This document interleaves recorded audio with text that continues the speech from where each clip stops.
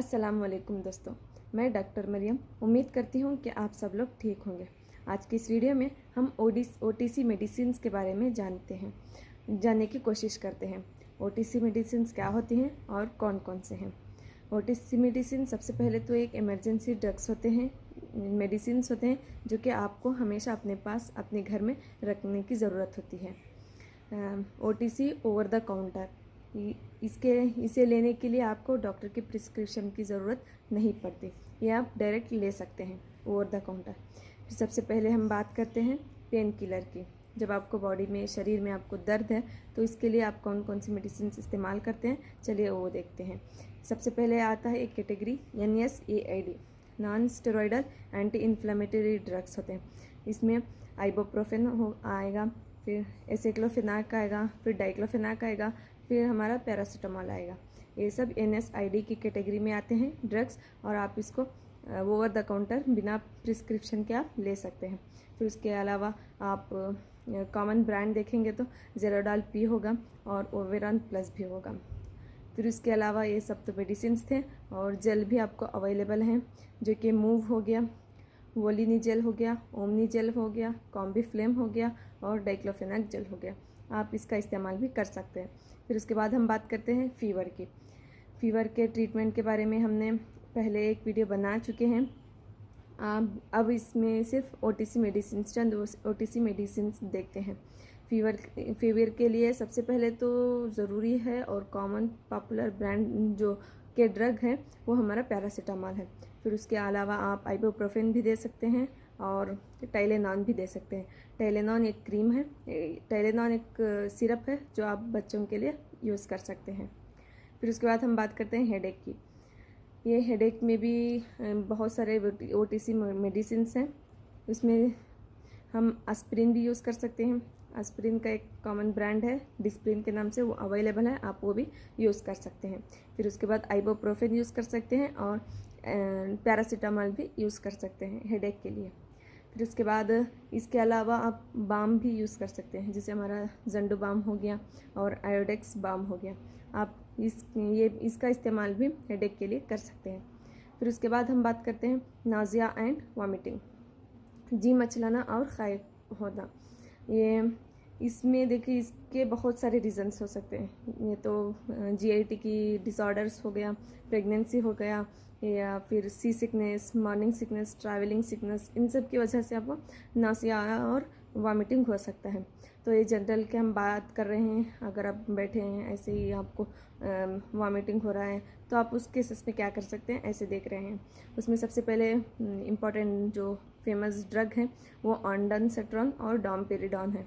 ऑन्डानसेट्रॉन का ब्रांड, जो famous brand है वो एमसेट और ऑनडेम है। फिर उसके बाद हम बात करते हैं गैस्ट्राइटिस और एसिडिटी की। ये आपको पता है एसिडिटी और गैस्ट्राइटिस क्या है। देखिए, जब आप स्पाइसी फूड ज़्यादा लेते हैं, कंज्यूम करते हैं, जो जिसमें बहुत ज़्यादा तेज़ होता है, जो ज़्यादा तेज़ होता है, जिसे स्पाइसी फूड्स कहते हैं, फास्ट फूड्स लेते हैं आप, उसमें वो बहुत ज़्यादा स्पाइसी होते हैं। वो जब हमारे स्टमक में जाते हैं तो उनको डाइजेस्ट करने के लिए बहुत ज़्यादा एसिड की ज़रूरत होती है। आपको पता ही है हमारे स्टमक में HCl सीक्रेट होता है। जब ये अगर ज़्यादा हो जाए तो इरिटेट होता है हमारे स्टमक, उसकी जो म्यूकसल लाइनिंग है वो इरिटेट करने लगती है। तो इसकी वजह से हमको पेट दर्द, पेट में जलन, ये सब महसूस करते हैं हम। तो इनको कम करने के लिए थोड़े एंटासिड्स हैं जो कि है रेनिटिडिन है। फिर रेनिटिडिन में आप ब्रांड जो है रैनटैक, जैनटैक ले सकते हैं। फिर उसके बाद डॉमपेरिन, पेंटाप्रोजोल, ओमेप्रोजोल और रेबिप्रोजोल, ये सब PPI हैं, प्रोटॉन पंप इनहिबिटर। इसका मतलब एसिड का जो प्रोडक्शन हो रहा है आपके स्टमक में, उसे कम करने के लिए आप इनका इस्तेमाल कर सकते हैं। फिर उसके बाद एंटासिड एक सिरप भी है जो कि डाइजिन के फॉर्म में अवेलेबल है, आप उसका इस्तेमाल भी कर सकते हैं। फिर उसके बाद हम बात करते हैं और थोड़े कॉमन प्रॉब्लम्स की, जो कि कॉन्स्टिपेशन है। कॉन्स्टिपेशन यानी कि कब्ज़, जिसमें आपके जो स्टूल्स हैं उसमें वाटर कंटेंट कम हो जाता है, जिसकी वजह से वो ठीक से मूव और पेरिस्टाल्टिक मूवमेंट्स उसमें करेक्ट नहीं हो पाते, जिसकी वजह से आपको डिफिकेशन में बहुत दिक्कत होती है। इसके लिए आप बिसाकोडाइल यूज़ कर सकते हैं, सीलम हस्क यूज़ कर सकते हैं और डुल्कोफ्लेक्स, ये एक टैबलेट है, आप उसका इस्तेमाल भी कर सकते हैं कॉन्स्टिपेशन को दूर करने के लिए। फिर उसके बाद इसके अपोजिट में हमारा लूज मोशंस हो गया, जैसे कॉन्स्टिपेशन है उसका अपोजिट में लूज मोशंस हो गया, उसे हम हिंदी में दस्त भी कहते हैं। इसमें अगर ये हो रहा है तो इसके ज़रिए से बहुत सारे ज़्यादा वाटर लॉस होता है और उसके साथ साथ बहुत सारे इलेक्ट्रोलाइट्स भी लॉस होते हैं।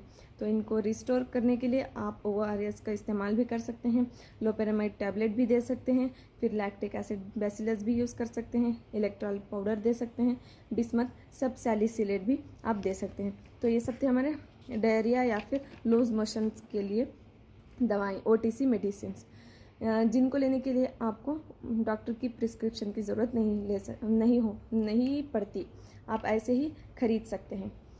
फिर उसके बाद हम बात करते हैं कोल्ड, रनी नोज और एलर्जी के बारे में। देखिए, अगर आपको किसी चीज़ से एलर्जी है तो उसकी वजह से आपको कोल्ड हो सकता है या फिर रनी नोज हो सकती है, नुज़ला ज़ुकाम कह सकते हैं। उसकी वजह से उसके लिए आप एंटी एलर्जिक मेडिसिन दे सकते हैं। एंटी एलर्जिक में हमारा सबसे पहले आता है सिट्रीजिन आता है, फिर उसके बाद उससे थोड़ा बड़ा उसका हाई डोज या फिर पावरफुल जो है लिवोसिट्रिजिन होता है, फिर उसके बाद क्लोरामफेनारामाइन भी आप यूज़ कर सकते हैं। उसमें एविल भी दे सकते हैं, जिसका फेमस ब्रांड है क्रोसिल, आप इसका इस्तेमाल भी कर सकते हैं। फिर उसके बाद हम बात करते हैं कोलिक पेन की या फिर स्टमक पेन की। ये ज़्यादातर आपको मेंस्ट्रुअल पेन में देखा जाता है, क्रैम्प की वजह से। आप इसमें डाइसाइक्लोमाइन का इस्तेमाल कर सकते हैं या फिर मेफ्टाल पास का इस्तेमाल कर सकते हैं, जिसमें मेफेनामिक एसिड और डाइसाइक्लोमाइन होता है। फिर उसके बाद आप इसके अलावा डोट्राविन भी दे सकते हैं। फिर उसके बाद हम बात करते हैं कफ़ की। कफ़ आपको पहले ही पता है, कफ़ दो तरह का होता है, एक ड्राई कफ़ और एक वेट कफ़। ड्राई कफ़ के लिए आप सिरप दे सकते हैं, कौन सा, अस्कोरिल डी सिरप दे सकते हैं, और जो वेट कफ़ है उसके लिए आप ग्रिलेक्टस BM सिरप दे सकते हैं। फिर उसके बाद हम बात करते हैं बर्न की। अगर आपको कहीं जल गया, किसी गर्म पानी पड़ के उसमें क्या एकदम स्वेल हो गया, उसे हम बर्न कहते हैं, आप उस केस में भी दे सकते हैं, क्रीम का इस्तेमाल कर सकते हैं, जैसे हमारा बर्नल क्रीम है, उसका यूज़ भी आप कर सकते हैं। फिर उसके बाद हम बात करते हैं इंजरी। ये कहीं चोट लग जाना, वहाँ से थोड़ा खून निकल जाना, जैसे माइनर एक्सीडेंट केसेस होते हैं उसमें इंजरी लग जाती है। इसमें आप क्लिनिक को पहुँचने से पहले आपको एंटीसेप्टिक क्रीम और एंटीसेप्टिक इंजेक्शन टैबलेट दी जाती है। इसमें एंटीसेप्टिक क्रीम्स में हमारा पोविडोन आयोडीन आता है, जो कि बीटाडाइन के नाम से अवेलेबल है, OTC।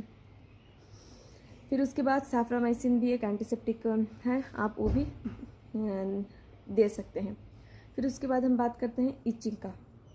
इचिंग के लिए इसके बहुत सारे काजेस होते हैं, जैसे कि हमारा ज़्यादा से ज़्यादा आप मेडिकेशन यूज़ कर रहे हैं, किसी चीज़ से एलर्जी है, उसकी वजह से आपको इचिंग हो सकती है।